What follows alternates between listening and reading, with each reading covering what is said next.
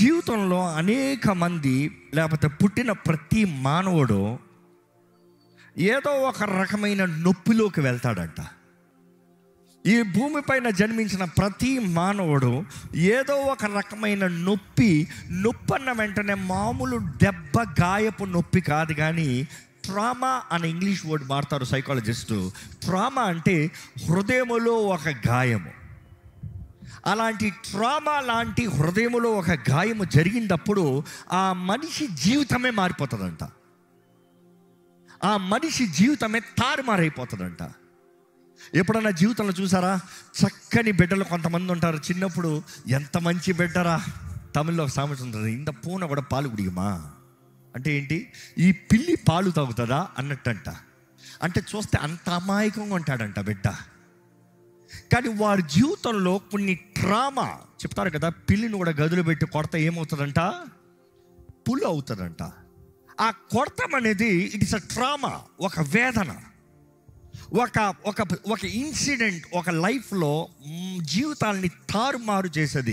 ఇక్కడున్న మిమ్మల్ని అడుగుతున్నా అండి, మీ జీవితంలో ఏదైనా ఒక సంఘటన మీ బ్రతుకుని తారుమారు చేసిందా?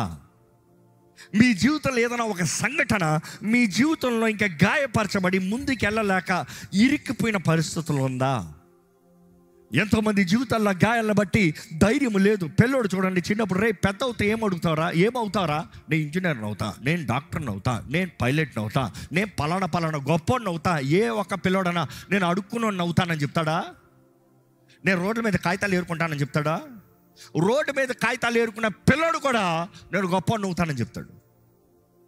కానీ ఆ బిడ్డ ఎదిగేటప్పుడు ఆ బిడ్డ జీవితంలో కలిగే ఈ గాయాలని బట్టి, సంఘటనలు బట్టి, ఆ దెబ్బల్ని బట్టి మనసు లిమిట్ అయిపోతుందంట. ఇంకా నేను ఇంతే, నా బ్రతుకి ఇంతే, నేను చేయగలిగింది ఇంతే, నేను దీనిపైన చూడలేను, దీనిపైన ఆశించలేను, దీనిపైన నేను నడవలేను, దీనిపైన నేను మాట్లాడలేను.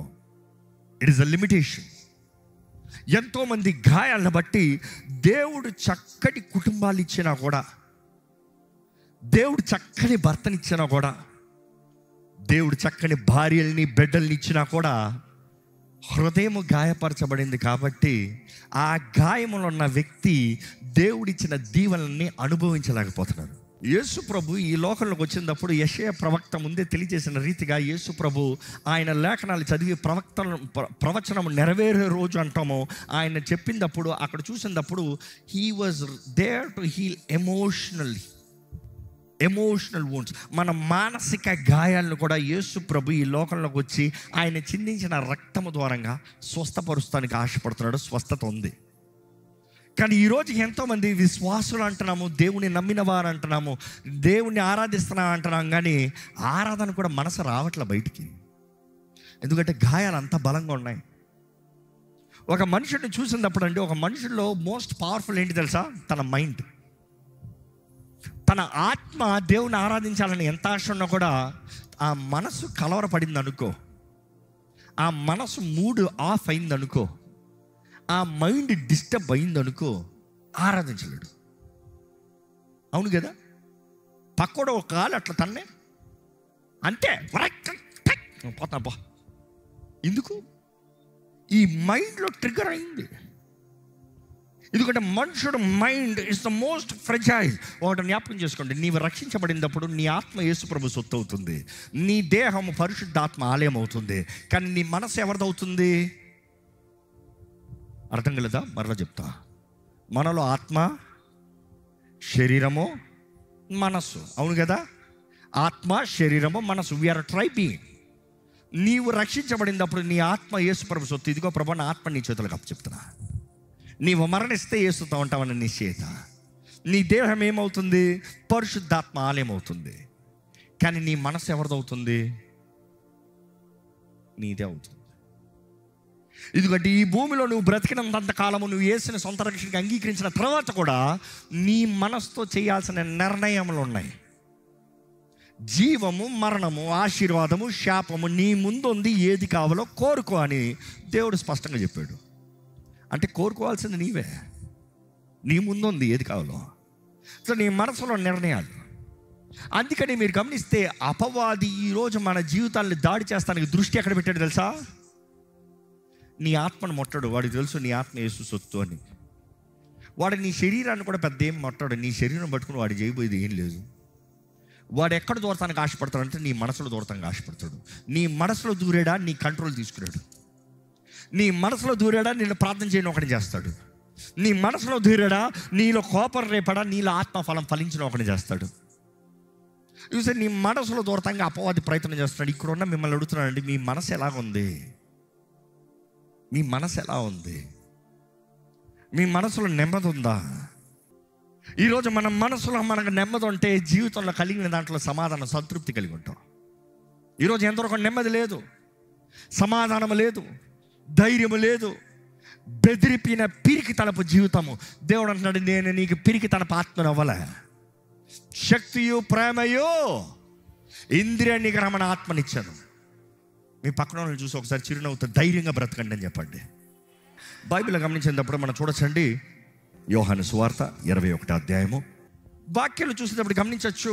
యేసు ప్రభు ఆయన చేసిన పరిచర్యల్లో, ఆయన సేవ ప్రారంభంలోనే ఆయన శిష్యుల్ని కోరుకున్నాడు, పిలుచుకున్నాడు. ఎంతోమంది శిష్యులు ఉన్నారంట, అందులో కేవలం 12 మంది శిష్యులు మాత్రం మేజర్ అపాయింట్ చేసుకున్నాడు. ఈ 12 మంది చూసినప్పుడు యేసు ప్రభు వారు పిలిచినప్పుడు ఏ ఒక్కడు పని పాట లేనోడు లేడు. జాగ్రత్తగా వినండి, యేసు ప్రభు పని పాట లేని వాళ్ళని కోరుకోలే. ఇంకా మనకు అర్థమయ్యే భాషలు అంటే యేసు ప్రభు సోమరులు కోరుకోలే. మీకు ఒక మాట తెలుసా, సోమరులు అంటే దేవుడు వాడుకోడు, సాతాను వాడుకోడు. అర్థమైందా? సోమరులు అంటే దేవుడికి అక్కర్లేదు, సాతానికి అక్కర్లేదు. సాతాన్ అంటే నిన్ను పెట్టుకుని నేనేం చేస్తాను రా. సాతాను చూడండి, లోకంలో ఎవరిని వాడుకుంటాడు? తలాంతులు కలిగిన వారిని, చురుకైన వారిని, బలమైన వారిని, అందమైన వారిని, ఏదైనా చెయ్యాలని ఆశపడే వారిని వాడుకుంటాడు. దేవుడు కూడా అలాంటి వారు కావాలని ఆశపడుతున్నాడు. నేను ఏం చేయను అన్న వాడికి దరిద్రం వాడి దగ్గరకు వస్తాడంట, వాడు ఎక్కడ పోవాల్సిన అవసరం లే. బట్ దెన్ వాక్యాలు చూసేటప్పుడు గమనించవచ్చు, దేవుడు ఈ 12 మందిని కోరుకునేటప్పుడు they were in some kind of business, trade, development.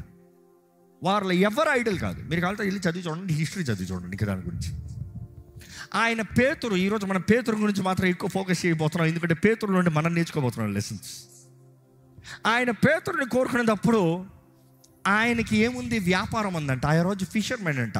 ఆయన చేపలు పట్టే జాలరి అంత మాత్రం కాదు, ఆయనకి దోణలు ఉన్నాయంట. దోణలతో పాటు ఆయన పని చేస్తున్నాడు, పని చేయిస్తున్నాడు. Business man.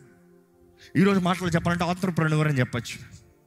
ఒక మంచి బిజినెస్ మ్యాన్గా కనబడుతున్నాడు. యేసు ప్రభు అంటున్నాడు, కమ్ ఫాలో మీ, నన్ను వెంబడించు. ఆయన వెంబడించిన శిష్యులు అనుకున్నారు, అరే మన ఈయన వెంబడిస్తే, ఎందుకంటే ఈయన రోమల్ని పారదోలతానికి వచ్చాడు, మన మెస్సయ్య వచ్చాడు, యూదుల రాజైన, ఈయనతో పాటు మన అధికారంలో ఉంటాం. శిష్యులంతా ఆశపడింది అదే, నేను కుడి పక్కన ఉంటాను, నేను ఎడ పక్కన ఉంటాను, నేను గొప్ప, నేను గొప్ప, నేను గొప్ప, నేను గొప్ప, నేను గొప్ప అనే దాంట్లో ఉన్నారు. వారి ఆశలంతా ఎంతో గొప్పగా ఉండింది. నా జీవితంలో దేవుడు ఏదో గొప్ప కార్యం చేస్తాడు, నేనేదో గొప్ప అయిపోతాను. కానీ అంత ఆశపడిన వ్యక్తులు యేసు ప్రభు తన్ను తాను ఆ గెత్సెమనే తోటలో అలాగ సమర్పించుకున్న వెంటనే వారికి అర్థం కాలేదంట. ఏంట్రా ఈయన దేవుడు అనుకున్నాము, ఈయన దేవుని కుమారుడు అని నమ్మేము, ఈయన రోమన్ల పారదోలుతానని నమ్మేము, ఇదిగో కత్తి తెచ్చుకో అన్నాడు, పోరాడమన్నాడు, ఇక్కడే ఏంట్రా అంటే సరెండర్ అయిపోతున్నాడు. వారికి ఒక గాయం, ఒక ట్రామా, ఒక షాక్. ఏమవుతుంది నా బ్రతుకు? వారు నమ్మినది, నేను దేవునితో వస్తే నాకు జయమే కానీ ఓటమి లేదు. ఇదిగో ఇప్పుడు వచ్చాడు, ఇప్పుడు చూపిస్తాడు ఆయన ఎవరో. ఆయన పట్టుకుంటావా? ఆయన ఎవరో చూపిస్తాడు, నీ పని అయింది చూడు. అలాగ అనుకున్న వారు ఒక్క క్షణానికి ఆయన అలాగ అప్పచెప్పుకున్న వెంటనే వారికి దెమ్మ తిరిగిపోయిందంట. ఏంట్రా ఇప్పుడు నేనేం చేయాలి? బైబిల్లో తెలియజేయబడుతుంది, వారు ఒక్కొక్కరు వేరే వేరే దిక్కుల్లోకి పారిపోయారంట. అందరూ ఒక్క సైడ్కి పోలే.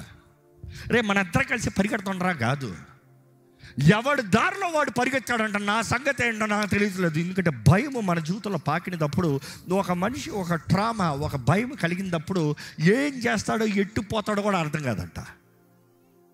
ఏం చేస్తాడో ఎట్టుపోతాడో కూడా అర్థం కాదంట. ఇక్కడ ఉన్న మనం మిమ్మల్ని అడుగుతున్నానండి, మీ జీవితంలో భయం బట్టి తప్పుడైన నిర్ణయాలు చేశారా? భయాన్ని బట్టి ఎట్టుపోతున్నారా? అర్థం కాని జీవితంలో పోతున్నారా? భయాన్ని బట్టి దేవుని చిత్తాన్ని వెతికాను అనుకుంటూ, దేవుని వెంబడిస్తున్నాను అనుకుంటూ, ఏదో జరగకూడని ఒక సంఘటన జరిగిన వెంటనే నువ్వు ఆశపడింది జరగకుండా విరోధంగా నీకు లేచినప్పుడు ఎక్కడికో చోటకి దాక్కుపోదాము, పారిపోదాము అని పారిపోయారా? ఎందుకంటే భయం మనల్ని అనేక సార్లు దేవుని మార్గం నుండి విరోధంగా తీసుకెళ్తుంది. శిష్యులు కూడా ఆ రీతిగా ఎవరికి వారు చెదిరిన గొర్రెల్లాగా పారిపోయారంట. కాపరి లేని చెదిరిన గొర్రెల్లాగా 4 దిక్కుల్లాగా పారిపోయారు. యోహాను ఆయన దగ్గర వెంబడించుకుంటూ వచ్చాడు రహస్యంగా. పేతురు కూడా కొంచెం ధైర్యం తీసుకుని, పారిపినోడు ధైర్యం తెచ్చుకుని రహస్యంగా యేసుని దూరం నుండి వెంబడిస్తూ వచ్చాడు. ఆయనను వెంబడిస్తూ ఆయన ముందే చెప్పాడు. పేతురు ఏమని చెప్పాడు? ఆయన డైలాగ్ గుర్తుందా? యేసుప్రభు అంటాడు, పేతురు, ఈ రాత్రి నువ్వు నన్ను ముమ్మార్లు ఎరగనని బొంకుతావయ్యా అంటే ఆయన డైలాగ్ ఏంటి? ప్రభువా, వీరందరూ ఎవరందరూ? మిగతా 11 రోజులను చూపిస్తున్నాడు. ఈ వీరందరూ మొహల మీద, వీళ్ళందరూ నిన్ను ఎరగనని బొంకినా కూడా నేను నిన్ను ఎరగనని బొంకను. అబ్బా, చేయి పెట్టి చూపిస్తున్నారు. ఇంకా ఏంటి? అలాగ చెప్పి పారిపోయాడు. అదే రీతిగా ఆయనను ముమ్మార్లు అడిగినప్పుడు నువ్వు యేసుతో ఉన్న వ్యక్తివి కదా అంటే, ఆయన అంటే ఎవరనే ఎరగనని చెప్పి బొంకి ముమ్మార్లు అయిన తర్వాత కోడి కూసిందంట. యేసు ప్రభు నేరుగా కళ్ళు పెట్టి చూశాడంట. అక్కడ నుండి పేతురు వెళ్ళి ఆయన విరిగిన స్థితిలో పశ్చాత్తాపడి ఆయన ఏడుపు రోదన ఆ గాయము చూసినప్పుడు ఏంటి అనుకుంటున్నాడు? ఒక మనిషి ఆ జీవిత స్థితిలో ఉంటే యేసుని నమ్మి లోకరీతిగా మంచి వ్యాపారం, ఎందుకంటే ఆ రోజుల్లో సముద్ర వ్యాపారం నెంబర్ 1 వ్యాపారం. హిస్టరీ చదివితే మీకు అర్థమవుతుంది. యేసు ప్రభు కాలంలో అధికమైన లాభం ఏంట్రా అంటే సముద్రపు వ్యాపారం. He was a trade man, he was a business man, successful business man. ఆయన దోణి మాత్రం కాదు, దోణలు పెట్టుకుని వ్యాపారం చేయిస్తున్నాడు. కానీ యేసు పిలిచినప్పుడు అన్నీ విడిచిపెట్టి వచ్చాడు. 3.5 సంవత్సరాలు ఆయన వెనకాల తిరిగాడు. కానీ చివరికి చూస్తే ఏదో గొప్పది అవుతుంది అనుకుంటే అన్ని నాశనమయ్యి కేవలం భయముతో, పిరికితనముతో, ఒంటరితనంతో మిగిలిన పరిస్థితులకు పోయాడు. దేవుని వాక్యం చూసినప్పుడు అండి, ఈ శిష్యులు చూస్తే అప్పటికే ఎంతో రోదన, వేదన, తొక్కుడు, నలుపుడు, గుద్దబడి, అవమానపరచబడి. గుద్దంటే ఫిజికల్ ఎవరు కొత్తలే, జీవితం ఏంట్రా, ఏంటి నా బ్రతుకు, ఏంటి నా జీవితం. ఇది అలాంటి పరిస్థితుల్లో వీరు విరిగిపోయారు. సరే, సడన్గా వార్త తెలిసింది, ఒరే యేసు ప్రభు శరీరం ఎవరో ఎత్తుకుని పోయారంట, అందులో మీరే ఎత్తుకుని పోయారని ఊరంతా చెప్పుకుంటున్నారు రా బాబు. ఇంకెలా ఉంటుంది? ఆల్రెడీ బాధలు ఉన్నారు, ఆల్రెడీ దుఃఖంలో ఉన్నారు, పైన ఎక్స్ట్రా మసాలా. ఇదిగో మీరే వెళ్ళి యేసుప్రభు శరీరాన్ని దొంగిలించుకుని పోయారని బయట పుకారు నడుస్తుంది. దెబ్బకి దెబ్బ అంటారు చూడండి. అలాంటి పరిస్థితుల్లో శిష్యులు ఉన్నారు. యేసుప్రభు పునరుద్ధానుడైన తర్వాత మరియ చూసి, మగ్దలేని మరియ, ఇంకా చీకటి కొండగానే ఆయన పాతి పెట్టబడిన స్థలానికి వెళ్ళి ద గార్డెన్ టూమ్ ఆడికి వెళ్ళి, ఆ సమాధి దగ్గరికి వెళ్ళి, ఆ సమాధి ఖాళీగా ఉండటము చూసి, ఆ నార బట్ట అక్కడ పడి ఉంటాం, ఆయన తల మీద చుట్టబడిన ఆ బట్ట చుట్టు పెట్టి పక్కన ఉంటాము చూసి, ఆమె తిరిగి పరిగెత్తుకుని వెళ్ళి శిష్యులతో చెప్పిందంట. 2 శిష్యులు మాత్రం తెగించుకుని వచ్చారంట. ఆ శిష్యుల్లో ఒకడెవరు? పేతురు. రెండోది ఎవరు? యోహాను. యేసు ప్రేమించిన శిష్యులను రాసుకుంటాడు యోహాను. 2 పరిగెత్తుకుని వచ్చారంట. యోహాను పేతురు కన్నా ముందుగానే పరిగెత్తుకుని చేరాడంట, ఎందుకంటే యోహాను యవనస్తుడు కాబట్టి. తర్వాత పేతురు వచ్చాడంట. 2 లోట తొంగి చూసారంట, ఖాళీగా ఉందంట. ఏం చేశాడు పేతురు? వెళ్ళొస్తున్నాం పో, ఏదో పోయిందిరా బాబు, అయిపోయిందిరా బాబు, కనీసం ఆయన చనిపోయాడు రా, బాధలు అన్నా సరే చూసుకోవాలరా అనుకుంటా. చివరికి ఆయన శరీరం కూడా లేదు పో. ఇప్పుడు ఏం చేయమంటావు? ఆయన నమ్మి నా జీవితమే పెట్టా. ఇప్పుడు ఏం చేయమంటావు? బయట తల చూపిలేను, లోపల బ్రతకలేను. హృదయంలో దోషము, అయ్యో ఆయన ఎరగనని ముమ్మార్లు బొంకేనండి. ఇక్కడ చూస్తే ఆయన సమాధి కూడా లేదు, దగ్గర పోయి సారీ చెప్తామంటే ఎవడ చెప్పమంటావు? అనుకుని చూడండి ఒక్కసారి, తన హృదయాన్ని అనుకుని చూడండి. నలిగిపోయి ఉన్నాడు, కానీ యేసు ప్రభు పునరుద్ధానుడైన తర్వాత మరియకి మరీ వచ్చి అక్కడ వచ్చి ఏడుస్తూ ప్రార్థన చేస్తూ ఉంటే, అక్కడ ఏడుస్తూ ఉంటే అక్కడ మరియని దర్శిస్తాము, యేసు ప్రభు మాట్లాడతాము. అక్కడ మరియాని పిలిచిన తర్వాత తను గుర్తెరుగుతాము, రెబోనాయ్ అని పలుకుతాము. ఆయన అంటాడు, నా దగ్గరకు రావద్దు, నేను తండ్రి దగ్గరికి ఇంకా వెళ్ళలేదు, వెళ్ళి పేతురుతోనూ శిష్యులతోనూ చెప్పు. స్పెసిఫిక్గా పేతురుతో చెప్పు అని చెప్తాడు యేసు ప్రభు. శిష్యులతో చెప్పని మాత్రం కాదు, స్పెసిఫిక్గా శిష్యుల్లో పేతురు కాదా, కానీ పేతురు అక్కడ ఇరిగిపోయి ఉన్నాడయ్యా, ఆయనతో చెప్పు, నేను చెప్పానని చెప్పమ్మా, నేను చెప్పానని చెప్పమ్మా, నేను వచ్చి కలుస్తానని చెప్పు, నేను నా తండ్రి మీ తండ్రి దగ్గరికి, నా దేవుడు మీ దేవుడి దగ్గరికి వెళ్తున్నాను, వెళ్ళి వచ్చిన తర్వాత వచ్చి కలుస్తానని చెప్పు. ఇంకా దాని తర్వాత చూస్తాము యేసు ప్రభు అదే రీతిగా ఆయన వచ్చి ఆ గదుల్లో ఉన్న శిష్యుల్ని కలుస్తాము, తాను కనబరుస్తాము. ఇంకా 40 దినంలో వారి మధ్య ఉండి వారికి నిశ్చయతనిస్తాము. సరే, ఈ పరిస్థితులు అన్నింటిలో చూసినప్పుడు పేతురు గాయం ఓకే ఏదో యేసు ప్రభు వచ్చాడు, ఏదో అయిపోయింది, సర్లే. ఎందుకంటే ఈరోజు నేను ప్రారంభించిన అంశం ట్రామా, గాయాలు, హృదయాల గాయాలు. యేసు ప్రభు అంటాడు, నేను వెళ్తున్నాను అన్నాడు. ఆయన కనబడలేదు. పేతురు అంట లేచాడంట. ఒకరు శిష్యులు అంటాడు, అరే రే, నేను చేపలు పట్టుకుంటానికి పోతున్నాను. ఎందుకంటే అది మనం చదువు చివరి అధ్యాయంలో చదువుతున్నాం. ఆయన అంటున్నాడు, అయ్యా నేను చేపలు పడతానికి వెళ్తున్నాను అన్నాడు శిష్యులతో. శిష్యులందరూ ఏమన్నారంట, మేము కూడా వస్తాము అన్నారంట. ఇది సైకాలజిస్ట్ ఎప్పుడు అంటారండి, ఒక మనిషి ఒక గాయపరచబడినప్పుడు, ఒకటి అనుకుంది చేయలేనిదప్పుడు, ఒకటి సాధించలేనిదప్పుడు, ఒకటి అన్ని ఆశపడి కోల్పోయినప్పుడు ఆ మనిషి హృదయం ఏమవుతుందంటే, నాకు ఏదైతే అలవాటో, నాకు ఏదైతే చిన్నప్పుడు నుండి అలవాటో, ఏదైతే నా కంఫర్ట్ జోనో, ఏదైతే ఐఆమ్ గుడ్ అట్, ఏదైతే నేను మంచిగా చేయగలనో, మరలా దాని దగ్గరికి వెళ్ళిపోతా. ఈరోజు చాలామంది చూడండి, జీవితాలు ఎన్నో చేయాలని ప్రయత్నాలు చేయక కాదు, చేసి విఫలమయ్యి మరలా వెళ్ళిపోతారు. నేను ఇంతే, నేను ఇక్కడే ఉంటా, నేను ఇందులోనే బ్రతుకుతా. ఒరే ట్రై చేయరా, నేను చేసా అవలా, అందుకని ఇక్కడే ఉంటా. అయ్యో ఇది బాగుపడదు, ఇంకా నా వల్ల అయిపోయింది, నేను ఇందులోనే ఉంటా. Going back to the familiarity. ఇక్కడున్న మిమ్మల్ని అడుగుతున్నా, ఇప్పటికే దేవుడు మీకు మాట్లాడుతున్నాను నమ్ముతున్నాను. మీ జీవితంలో దేవుని చిత్తంలో ముందుకు వెళ్తున్నారా, లేకపోతే అనుకుంది జరగలేదని, చేయవలసింది చేయలేదని, దేవుడు పిలిపించిన తర్వాత, దేవుడు కోరిన తర్వాత, దేవుడు అభిషేకించిన తర్వాత, దేవుడు మార్గం తెరిచిన తర్వాత, దేవుడు అద్భుతం జరిగించిన తర్వాత, దేవుడు స్వస్థపరిచిన తర్వాత, దేవుడు చేయాల్సిందంతా దేవుడు చేసిన తర్వాత, ఆయన నిరూపించాల్సిందంతా నిరూపించిన తర్వాత, నీ వల్ల ఏదో అవ్వలేదని తిరిగి వెళ్ళిపోయారా, లేకపోతే వాగ్దానం తగినట్టుగా, ఆశ తగినట్టుగా ముందుకెళ్ళగలుగుతున్నారా? ఎందుకంటే మనుషుడు మనసు ఎలా ఉందంటే, అనుకుంది జరగనిదప్పుడు ఐ విల్ గో బ్యాక్. అరే పాత నిబంధనలు చూడండి, ఇశ్రాయేలు చూడండి, అన్ని లక్షల మంది బానిసలుగా ఉండి 400 సంవత్సరాలు ఏడ్చారు, ప్రభువా రక్షించవా అని. ప్రభు రక్షించి ఎడారిలో నుండి వాగ్దాన భూమి తీసుకెళ్తామంటే వీరేమంటున్నారు, ఈ ఎడారిలో మేము చస్తాం కన్నా ఎక్కడికి వెళ్తాం బెటర్, మేము ఐగుప్తుకి వెళ్తాం, ఐగుప్తులో బానిసలుగా ఉంటాం బెటరు, అది బెటర్, మాకు ఇది వద్దు, ఈ మార్పు వద్దు, ఈ మార్పు కష్టంగా ఉంది, ఈ ఎడారి కష్టంగా ఉంది. ఒరే నువ్వు ఉండేది ఎడారి కాదు, నువ్వు వెళ్ళాల్సింది పాలు తేనె ప్రవహించే స్థలము, వాగ్దాన స్థలము, ఇది కాదు నీ స్థలం అంటే, కాదు నాకు ఇప్పుడు అక్కడ రావాలి, లేకపోతే అక్కడే ఉంటా. Our lives will go into the transformation when we walk through the process. నడవాలి, మార్పులోకి నడవాలి. మార్పు కష్టమే. అందుకని గాయాల్లో నువ్వు ఆగిపోతే అయ్యేది కాదు క్రైస్తవుడి జీవితం. గాయాలు ఎన్నైనా కూడా క్రీస్తునందు నీకున్న నిశ్చయతను బట్టి, వాగ్దానము పట్టి ముందుకు సాగాలి.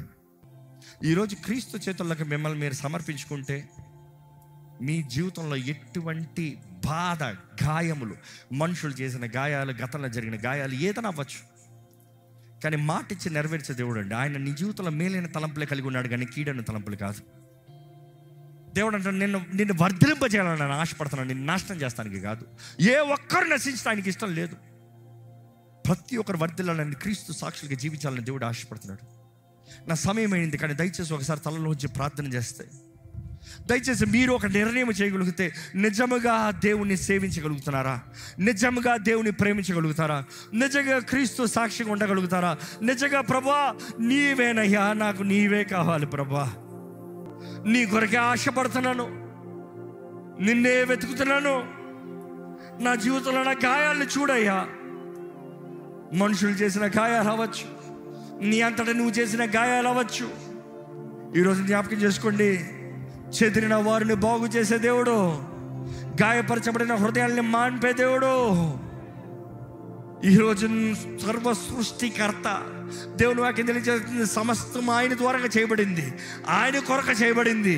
ఈరోజు ఇంకా ఉందంటే ఆయన బట్టే ఉంది. ఎవరైనా యేసు. ఈరోజు నీ జీవితంలో సమస్తం ఆయన మహిమార్థమే మార్చగలిగిన దేవుడు, మార్చగలిగిన దేవుడు, నూతన కార్యాలు జరిగించగలిగిన దేవుడు. చెప్పండి, ప్రభువా నాకు నువ్వు కావాలయ్యా, నాకు నువ్వు కావాలి ప్రభువా, నాకు నువ్వు కావాలి యేసయ్యా. ఎంతమంది చెప్పగలుగుతారు నాకు యేసయ్య కావాలి? నోరు తెరిచి చెప్పండి. మీ బలహీనతలో ఉన్నారేమో, మీ శక్తి చాలతలేదేమో, మీరేదో చేసేద్దామని విఫలమైపోయిన పరిస్థితులు ఉన్నారేమో. చెప్పండి, ప్రభువా నా శక్తి చాలట్లేదయ్యా, నా బలం చాలట్లేదయ్యా, నా అంతటా నేను చేయలేకపోతున్నాను ప్రభువా, నా అంతటా నేను బ్రతకలేకపోతున్నాను, నాకు అవ్వట్లేదయ్యా, నాకు నువ్వు కావాలయ్యా. ఈ లోకంలో ఆస్తి పాస్తులు కాదు, పేరు ప్రఖ్యాతులు కాదు, ఈ ఉన్నను లేకపోయినాను పర్వాలేదయ్యా, నాకు నువ్వు కావాలేసయ్యా. ఈరోజు దేవుడు మన బ్రతుకుల ద్వారా ఆయన నామం మహిమపరచబడినట్లుగా, ఘనమైన వారుగా, ఇష్టలైన వారుగా, అన్ని విషయాల ప్రవీణులుగా, ఆయన నామాన్ని మహిమపరిచేవారుగా, సఫలత, అభివృద్ధి, జయము కలిగిన వారుగా దేవుడు మార్చాలని ఆశపడుతున్నాడండి. ఈరోజు ఎండిన ఎముకల్ని జీవింపజేయాలని దేవుడు ఆశపడుతున్నాడు. ఏంటి నీ జీవితంలో ఎండిపోయిన పరిస్థితులా? ఏంటి ఎండిపోయిన జీవితమా? ఏంటి పాడైపోయిన కుటుంబమా? ఏంటి ఓటమే వెళ్తుందా? ఏం పరిస్థితి? చెప్పండి, జీవాత్మ నన్ను జీవింపజేయ్యా, యేసయ్యా నా జీవితాన్ని జీవింపజేయ్యా, నా బ్రతుకుని మార్చు ప్రభువా, నా బంధకాల్ని విడిపించు ప్రభువా, నాకు సహాయం చేయేసయ్యా, నా బ్రతుకుని బాగు చేయి, నీ రక్తంతో నన్ను కడిగయ్యా, నా బలహీనతల్ని బలపరచయ్యా. నేను ఎప్పుడు బలహీనునో అప్పుడే బలవంతులను ప్రకటించాలయ్యా, ఎందుకంటే నా బలహీనతల మధ్యలో నీ కృప చాలు ప్రభువా. ప్రభువా నాకు నువ్వు కావాలేసయ్యా. నోరు తెరిచి ప్రార్థన చేయండి. మనసులో ప్రార్థన కాదు, నోటితో ప్రార్థన చేయి. నోటితో ఒప్పుకోవాలనేది దేవుని వాక్యం తెలియజేస్తుంది. హృదయంలో మాత్రం కాదు, కన్ఫెస్ విత్ యువర్ మౌత్. చెప్పండి, యేసయ్యా నిన్ను ప్రేమిస్తున్నాను, యేసు నా దేవుడు, యేసయ్యా నా రక్షకుడు, యేసయ్యా నా సర్వము, నాకు యేసయ్యే కావాలి. ధైర్యంగా చెప్పండి, ధైర్యంగా చెప్పండి. ఎంతమంది చెప్తారు ప్రభువా నాకు నువ్వు కావాలి? ఎక్కడ మీరు 2 చేతులు పైకెత్తండి. ప్రభువా నన్ను నింపయ్యా, నీ ఆత్మతో నింపయ్యా, నాకు శక్తి దయచేయ్యా, నా గాయాల్ని మాన్పయ్యా, నా బ్రతుకుని మార్చు ప్రభువా, నాకు విడుదల దయచేయ్యా, నా జీవితంలో నూతన ప్రారంభం దయచేయ్యా. పిరికోనిగా ఉన్నాను, చేతకాని వ్యక్తిగా ఉన్నాను, నా జీవితంలో నీ చిత్తం జరగాలయ్యా, నీ ఉద్దేశాలను నెరవేరాలయ్యా, నీ సఫలత చూడాలయ్యా, నీ హెచ్చింపు చూడాలయ్యా, నీ మార్గదర్శనం ఉండాలయ్యా, నీ ఆత్మకార్యాలు జరగాలయ్యా. నన్ను వాడుకో ప్రభువా. ధైర్యంగా చెప్పండి, ప్రభువా నన్ను వాడుకో అయ్యా. ఎవరినైనా వాడుకుంటావు కదా, నన్ను వాడుకో అయ్యా, నన్ను వాడుకో అయ్యా. అడగండి, దేవుని అడగండి, యథార్థంగా అడగండి. ప్రభువా ఇదిగోనయ్యా, నీ ఆత్మ ప్రేరేపిస్తున్న రీతిగా ఎండిన జీవితాలను చూడయ్యా, చచ్చిన స్థితులను చూడయ్యా, పిరికితనంతో గాయపరచబడిన జీవితాలను చూడు ప్రభువా. ఇదిగోనయ్యా, ఈ ఎండిన ఎముకల్లోకి నన్ను దిక్కులను జీవాత్మ, ఈ ఎండిన ఎముకల్ని జీవింపజేయమని వేడుకుంటాను ప్రభువా. ఈ చచ్చిన స్థితిలో వీరికి జీవము దయచేయమని వేడుకుంటున్నానయ్యా. నీ చిత్తము వీరి జీవితంలో నెరవేర్చబడును గాక. వీరి తలను పైకెత్తు, వీరి జీవితంలో చేయను దయచేయి. ప్రతి కుటుంబము కట్టబడాలయ్యా, క్రీస్తు అనే బండపైన కట్టబడాలి, క్రీస్తు ప్రేమతో కట్టబడాలి, క్రీస్తు సాక్షులుగా వర్తిల్లాలి. ఓటములో నలిగిపోయిన జీవితాలను చూడు, విఫలమైపోయిన జీవితాలను చూడు, ఇంకా నా జీవితము బ్రతుకుతమే వ్యర్థమైన వారిని చూడు ప్రభువా. ఈరోజు ఎటువంటి జీవితాలను మార్చగలిగిన దేవా, ఇదిగోనయ్యా మారాన్ని మధురంగా మార్చిన ప్రభువా, అహరోను జస్ట్ కర్ర, చెక్కబడిన కర్రని మరలా చిగురింపజేయగలిగిన దేవా, ఈరోజు ఎండిన బ్రతుకులు, చచ్చిన జీవితాలు నజరేయుడైన యేసు నామములో పునరుద్ధానపు శక్తి ద్వారా మరలా చిగురింపజేయుడుగా కానీ ప్రకటిస్తున్నాను. తిరిగి లేచుడుగా కానీ ప్రకటిస్తున్నాను. జయం కలుగుడుగా కానీ ప్రకటిస్తున్నాను. సమాధాన సంతోషకరమైన కార్యములు మీ జీవితంలో నజరేయుడైన యేసు నామములో జరుగునుగాక. చీకటికి అధికారం లేదయ్యా మా పైన. ఇప్పుడే ప్రభా నీ రక్తంతో మమ్మల్ని అభిషేకించుకుని వేడుకుంటాను. అడగండి, యేసయ్యా నీ రక్తంతో నన్ను కడిగయ్యా, నా తల నడిగెత్తు నుండి నీ రక్తంతో నన్ను కడిగయ్యా, నీ రక్తంతో నన్ను అభిషేకించు ప్రభా.